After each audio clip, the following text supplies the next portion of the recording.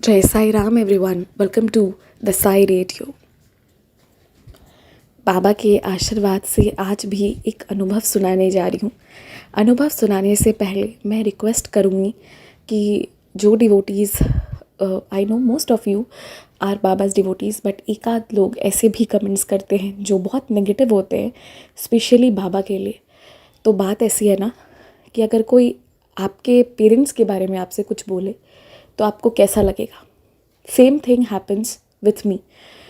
मेरे बारे में बोल लो तब तक ठीक है, पर please I beg those people जो सुनते भी हैं, पूरा पूरा सुनते हैं और फिर कुछ भी लिखते हैं, प्लीज़ आपके लिए ये चैनल नहीं है। देयर इज़ द बटन, आप अनसब्सक्राइब कर सकते हैं and you can please exit. मैं बाबा के ख़िलाफ़ बर्दाश्त नहीं कर पाऊँगी। Sorry for being rude. ये सबके लिए नहीं था, ये उन चुनिंदा लोगों के लिए था जो कुछ भी लिख कर चले जाते हैं। और सॉरी टू से, पर अब चीज़ें बहुत ज़्यादा हो गई थी।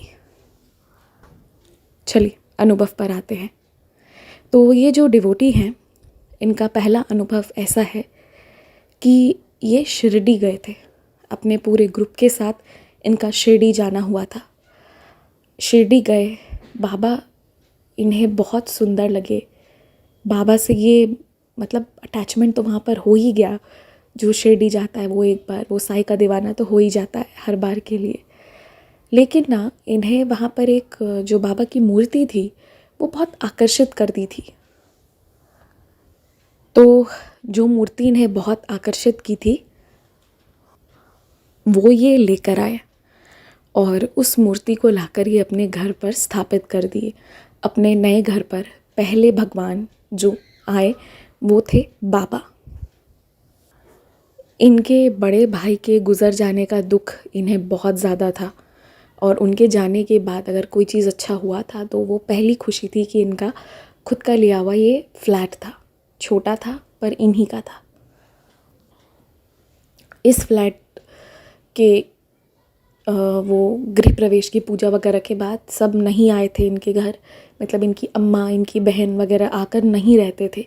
उनका कंप्लेन था कि उन्होंने बहुत छोटा घर लिया और इन्हें जितना इनसे हो पा रहा था ये उतना ही लिए थे। ये नहीं समझा पा रहे थे, वो लोग नहीं समझ रहे थे। तो अभी लाइफ में अकेलापन भी था, दुख भी था और कहीं ना कहीं भाई के जाने का दुख माँ पर भी था, बहन पर भी था और सब एक दूसरे पर पता नहीं कैसे निकाल रहे थे। जो समय यूनाइटेड रहने का था उस समय डिवाइडेड हो गए थे और ये घर को लेकर झगड़ा हो रहा था कि ये फ्लैट अच्छा नहीं लिया है। पर बात ऐसी है ना कि उनका बजट उनको 2 BHK ही अलाउ कर रहा था, तो वो 3 BHK कैसे ले लेते। वो बहुत ज़्यादा लोन भी नहीं लेना चाहते थे। तो खैर अब जब बाबा आ गए, वो स्थापित हो गए, उन्हें बाबा से ना एक विशेष लगाव हो गया। शिरडी से आने के बाद उन्हें बहुत सकारात्मक लगने लगा।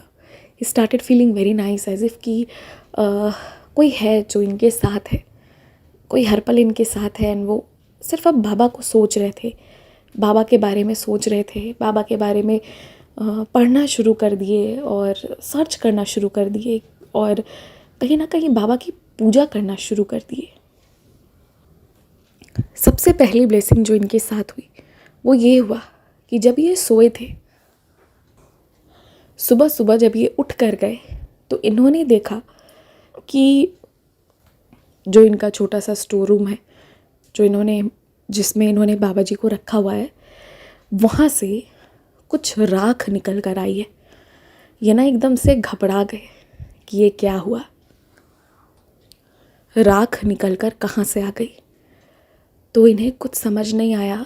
आप समझ सकते हो ना, एक इंसान जो भी नया नया बाबा से जुड़ रहा है वो ऐसा कुछ देख लेगा तो एकदम से उसको धक्का लग जाता है, ये क्या हो गया। वो एक्सेप्ट नहीं कर पा रहे थे कि ये क्या हो रहा है। और फिर उन्होंने उस जो भी वो राख था उसको एक पेपर में बांध करके रखा हुआ था और उस दिन ये मंदिर गए। मंदिर से जाने के बाद ये अपने ऑफिस चले गए और ऑफिस में भी पूरे दिन ये वही सोचते रहे कि वो हुआ कहाँ से, वो आया कहाँ से। अभी क्या है कि बिहाइंड द सीन आपको बता रही हूँ, इन्हें ऊदी के बारे में मालूम नहीं था। He was a new devotee of Baba. कमाल की बात तो ये है कि अब तक इन्होंने बाबा के बारे में सर्च करना शुरू किया तो कहीं भी इन्हें ऊदी या बाबा की विभूति या भस्म नाम का शब्द मिला ही नहीं। दिल जान रहा था कि ये कुछ तो बाबा की लीला हुई है, पर दिमाग को समझ नहीं आ रहा था कि ये हुआ क्या। उसी असमंजस में थे और बाबा की भक्ति में पागलों की तरह उस दिन डूबकर सुबह भी मंदिर, ऑफिस के बाद भी मंदिर में बैठे रहे, रात की आरती के बाद घर गए। ऐसा हुआ। जब फाइनली वो घर चले गए, रात को उन्होंने कुछ नहीं खाया। कुछ नहीं खाने के बाद भी पेट बिल्कुल भरा हुआ था। सुबह से उन्होंने कुछ नहीं खाया था। जब से उन्होंने वो राग देखा था उन्हें समझ ही नहीं आ रहा था क्या हुआ। वो बस बाबा के सामने बैठे रहे थे। मैं अब आपको जो बोल रही हूँ उसे प्लीज़ समझिएगा। ये वो चीज़ देखे, ये शॉक्ड थे, ये बाबा के सामने ही बैठे रह गए। ना उस दिन ये नहाए थे और ना ही ये वॉशरूम गए। और आप सोचिए कि उसके बाद भी इन्हें फील नहीं हुआ कि इन्हें वॉशरूम जाना है या इन्हें खाना चाहिए या इन्हें पानी चाहिए। वो पूरा दिन वैसे ही रहे। सिर्फ उन्होंने ड्रेस पहना था और ऑफिस गए थे। ये कैसे क्या हुआ इन्हें कुछ नहीं पता। रात को भी ये वैसे ही थे। कुछ नहीं खाया था, भूख भी नहीं लगी थी, बस बाबा में लीन थे। उस दिन ऑफिस में फिज़िकली प्रेजेंट थे, बाबा से भयंकर लगाव उसी दिन इनका हुआ। मन ही मन लग रहा था कि बस बाबा को गले लगा चुके उस दिन। तो फिर फाइनली जब रात में ये बैठे इत्मीनान से, फिर उसके बाद जो है ये फ्रेश वगैरह हुए, क्योंकि ये धीरे धीरे फिर उससे निकल पा रहे थे, उसे एक्सेप्ट कर पा रहे थे एक नए इंसान के लिए जो शायद 2 हफ्ते पहले साईं को भी नहीं जानता था। 2 हफ्ते में ये क्या से क्या हो गया, बहुत ज़्यादा बड़ी बात थी इनके लिए। तो खैर ये वाली चीज़ हुई। उस दिन वो सोए। अब उस दिन जब वो सोए तो फिर जब अगली सुबह उठे तो बाबा के चारों तरफ कुछ पीले, कुछ सफ़ेद, कुछ लाल पंखुड़ियाँ रखी हुई थी अलग अलग फ्लावर्स की। ये 2 दिन बहुत अजीब रहा इनके साथ। बहुत अजीब चीज़ ये हुई, पर ये हुई। और अच्छा हाँ, इन्हें एक वो भी मिला, क्या बोलते हैं उसे, वो जो माला होती है उसकी जो बीड होती है, रुद्राक्ष, रुद्राक्ष की माला, उसके भी बीड्स इन्हें वहाँ पर मिले। ये सब देखकर ऐसा लगा बाबा इन्हें ये बता रहे हैं इस घर पर 2 लोग हैं, मैं हूँ और तुम हो। तो फिर उस दिन उन्होंने वो सारी चीज़ों को इकट्ठा किया, अपने सर पर टच किया और उन्होंने अच्छे से उसे रख दिया। मेरे पास जो फ़ोटो आई है ना, मैं कम्युनिटी पोस्ट पर डालूँगी, ठीक है, आप लोग देखिएगा। तो ना क्या हुआ कि वो पेटल्स, वो रुद्राक्ष, उसे भी वो रख दिए। और फिर उस दिन के बाद किसी के बताए बिना इनका बाबा से लगन लग गया। अब कोई बाबा के बारे में इन्हें मिरेकल कोई कुछ जानने की ज़रूरत नहीं थी। खुद इन्होंने, इनका आंखों देखा हाल था, इनका बुरा हाल था। मतलब इन्हें समझ नहीं आ रहा था ये हुआ क्या। ये किसी को बताना चाहते थे चिल्ला चिल्ला कर, पर अपनी खुशी भी जाहिर नहीं कर पा रहे थे। और इसके बाद इन्हें जो है वो ऊदी के बारे में मालूम हुई जब वो ऑफिस में बैठकर इंटरनेट पर पढ़े। किसी ब्लॉग के थ्रू इन्हें मालूम हुई कि ये बाबा के सैक्रेड एशेज़ होते हैं, ठीक है। तब इन्होंने जो है मतलब इन्हें समझ में आया कि बाबा ने क्या इन्हें दिया है। मुझे तो हैरानी इस बात की है कि ये शिरडी भी गए, वहाँ भी इनको वो मिला जिस पर इनका ध्यान नहीं गया। और पता नहीं जो इनके हिस्से का ऊदी था वो इन्होंने क्या किया, किसके हाथ में दिया, कहीं गिर गया, इन्हें ध्यान ही नहीं है। तब इनका ध्यान ही नहीं गया था कि ऊदी नाम की भी कोई चीज़ होती है। तो पहली बाबा की इनकी अनुभूति यही थी। बाबा ने अलग ही तरह से इनके सामने अपने होने का अंदाज़, अलग अंदाज में बाबा इन्हें दिखाए, ठीक है। यही चीज़ हो गई। इससे एक चीज़ और हुई कि जब बाबा ने दिखा दिया कि देखो एक मैं हूँ एक तुम हो, तो उस दिन के बाद इन्हें एश्योरेंस मिल गया। और उस दिन के बाद इन्हें ज़रा भी वो नहीं लगा कि मैंने घर छोटा लिया है या कुछ भी। उस दिन के बाद इन्हें जो है अपने घर के प्रति भी अब इनका ये हो गया कि कोई अगर इस घर के बारे में कोसने की कोशिश करेगा कि तुमने ख़राब ले लिया, ऐसा है वैसा है, तो अब मैं नहीं सुनूंगा। मतलब अब मैं अपने आप को लो फील नहीं करवाऊंगा। वो एटीट्यूड था, क्योंकि इस घर को बाबा ने आशीर्वाद दे दिया। तो ये वाली चीज़ हुई, और बाबा पे विश्वास करते करते ये अपना समय इनका गुजरना शुरू हो गया। उसके बाद जो दूसरी चीज़ हुई कि इन्होंने जो है अपने कुछ गोल्ड और फिक्स डिपॉज़िट की कुछ कागज़ जो है वो ये अपने दोस्त के घर पर दे कर आए थे। इनकी शादी हुई नहीं थी, पर इन्होंने कुछ गोल्ड ले रखा था। तो ये वो टाइम था ना जब इनकी अम्मा, इनकी बहन और इनमें ठीक से नहीं बन रहा था। घर का कॉन्फ्लिक्ट और हर बात पर ये अच्छा नहीं कर रहे हैं, वो दोनों मिलकर यही कर रहे थे। इनके भाई नहीं थे, उसका दुख था, तो इन्होंने अपने दोस्त को वो चीज़ दे दी। ठीक है, देकर चले गए, क्योंकि घर ये खाली छोड़कर जा रहे थे। फिर ये वापस आए। जब ये वापस आए ना, तो इनका जो दोस्त है वो सामान देने से मना कर दिया। अब मैं आपको डिटेल में समझाती हूँ। पहले तो एक आध हफ्ते में यहाँ जा रहा हूँ, वहाँ जा रहा हूँ, आके दे दूँगा, अभी क्या जल्दी है, ऐसे करते करते इवन ये उनके घर गए, उस दिन भी उन्होंने नहीं दिया कि यार दूसरे दिन ले लेना, चाबी इधर रखी है, उधर रह गया। ऐसे करते करते 3-4 महीने बीत गए। 3-4 महीनों के बाद वो कहता है कि मैं नहीं दे पाऊँगा, मैं नहीं दूँगा, और तुमने मुझे दिया ही नहीं है तो मैं कैसे दे दूँ, तुम्हारा कोई भी सामान मेरे पास है ही नहीं। मतलब आप समझ रहे हैं, एक इंसान जिसका बहुत मेहनत से कमाया हुआ 2 सेट ईयरिंग का था, एक पेंडेंट था और 2 रिंग्स थी। ठीक है, बहुत ज़्यादा गोल्ड नहीं था, पर ये बहुत कम नहीं था। इतना ही खरीदने में लोगों को साल लग जाते हैं। तो ये सब वो रख लिया इन्होंने शादी के पहले अपनी होने वाली के लिए लेकर रखा था, वाइफ के लिए। तो और एक मिडिल क्लास फैमिली के लिए ये बहुत बड़ी बात होती है, वो बार बार नहीं ले सकते। इन्होंने जो 2 रिंग्स ली थी, एक मेल की रिंग थी, एक फीमेल की रिंग थी। मेल वाली रिंग इन्होंने अपनी वाइफ की तरफ से लिया था, जो वो देती हैं और ये पहनते, क्योंकि उनकी इकोनॉमिक कंडीशन भी बहुत अच्छी नहीं थी। ये तक सोच कर रहे थे, और अब इन्हें धक्का लग गया था कि ये क्या हो गया है और अब मैं क्या करूँगा, मेरी शादी कैसे होगी, मेरा फ़िक्स डिपॉज़िट जो है वो पेपर कैसे आएगा, मेरा गोल्ड कैसे आएगा।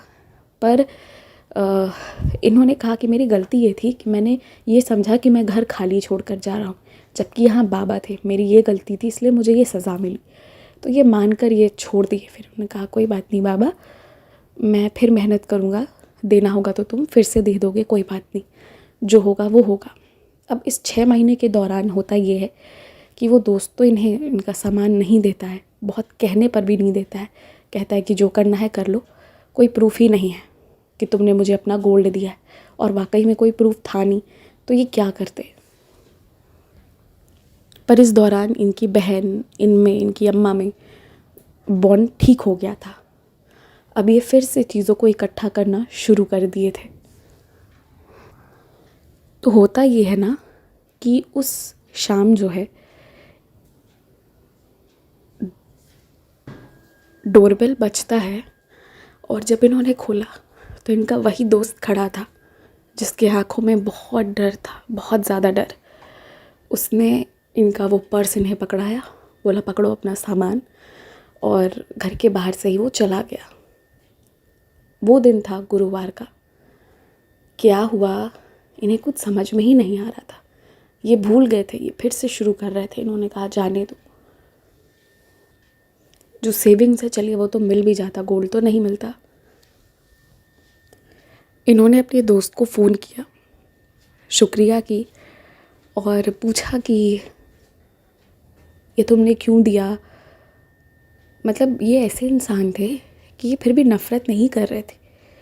इन्होंने फिर भी उस इंसान को फ़ोन लगाया। इनकी जगह कोई और होता ना, तो अगर अपने घर आया हो जिसने अपने साथ इतना गड़बड़ किया हो, तो पता नहीं क्या कर दिया होता, कोई दूसरा आदमी होता तो।